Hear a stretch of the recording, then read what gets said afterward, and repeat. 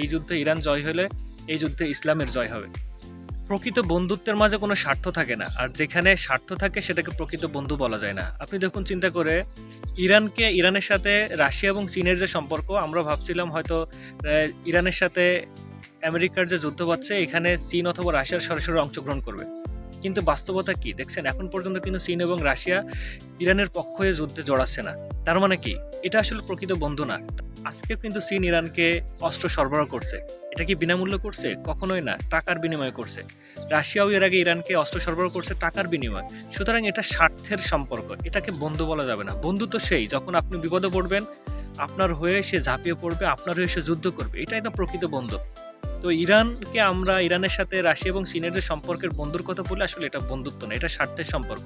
তাই আপনার যেটা সামর্থ্য, আপনার সামর্থ্য অনুযায়ী আপনার শত্রুর মোকাবেলা করতে হবে। আপনি যদি কারো উপর নির্ভরশীল হয়ে থাকেন, কেউ আমাকে সহযোগিতা করবে, এটা আসলে ভুল। তা জীবন চলতে গেলে আপনার কি সামর্থ্য আছে, শক্তি আছে, সেই শক্তিতে শত্রুর মোকাবেলা করতে হবে, যেটা ইরান করতেছে। তবে রাশিয়া এবং চীনের উচিত ছিল ইরানের বন্ধু হয়ে পাশে থাকা এবং সম্মুখ যুদ্ধে অংশগ্রহণ করা। তারপরেও ইরানের জন্য আমরা আশাবাদী, ইরানের জন্য দোয়া করি। ইরান এই যুদ্ধে জয় হোক। এই যুদ্ধে ইরান জয় হলে এই যুদ্ধে ইসলামের জয় হবে।